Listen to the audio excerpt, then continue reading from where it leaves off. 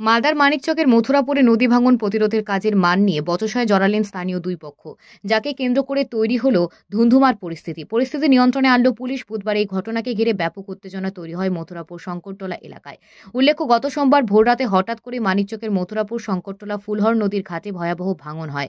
ভাঙনে বিস্তীর্ণ এলাকার নদীর পাড় ভেঙে পড়ে নদীগর্ভে, তলিয়ে যায় বেশ কয়েকটি যানবাহন। ভাঙনের জেরে নদীগর্ভে ভেঙে পড়ার উপক্রম হয় একটি সিমেন্টের গোডাউন সহ বেশ কয়েকটি ঘরবাড়ি। তাই ভাঙন প্রতিরোধে সোমবার সকাল থেকে যুদ্ধকালীন তৎপরতায় কাজ শুরু করে সেচ দপ্তর। সেই কাজের মান নিয়ে বুধবার স্থানীয়দের দুই পক্ষ রীতিমতো বচসা হাতাহাতিতে জড়িয়ে পড়ে, যার জেরে ব্যাপক উত্তেজনাময় পরিস্থিতি তৈরি হয়। যদিও পরে মানিকচক থানার পুলিশ গিয়ে পরিস্থিতি নিয়ন্ত্রণে আনে। ঘটনা স্থানীয়দের অভিযোগ, প্রথম দিন ভাঙন প্রতিরোধের কাজ ঠিকঠাক হলেও পরের দিন তারা দায়সারা করে কাজ করছে। বালির বস্তা অর্ধেকের বেশি খালি রেখে নদী পাড়ে ফেলা হচ্ছে, কাজ ঠিকঠাক হচ্ছে না।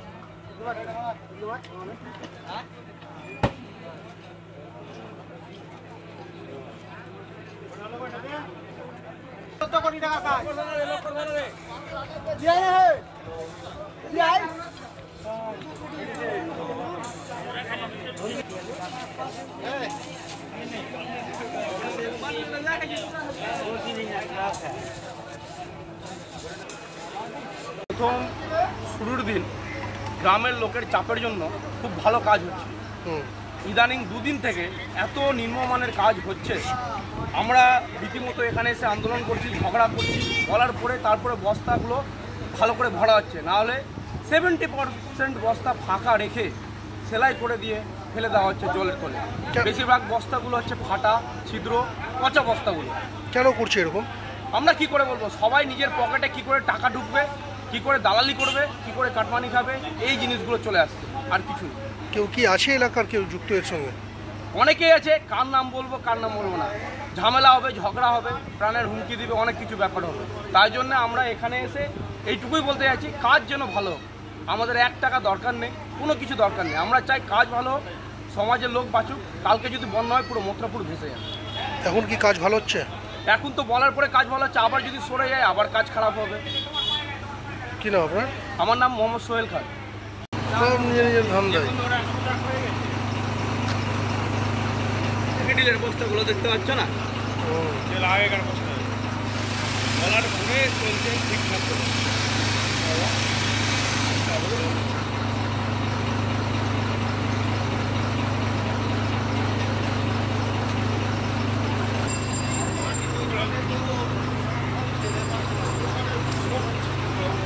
तुमको कुछ मिला और बेसी तुमको कुछ मिला লিগালে আছে ওইখানে তো আর শোট হচ্ছে ওখানে গিয়ে তাহলে আমাদের ওই পরিবারে একটা ওই চোর চামার জন্ম নিয়ে লেছে। এখানে মাটি সঠিক পরিমাণে মাটি ভরা যাচ্ছে না, যেরকম কাজ হওয়া উচিত সেরকম কাজ করছে না।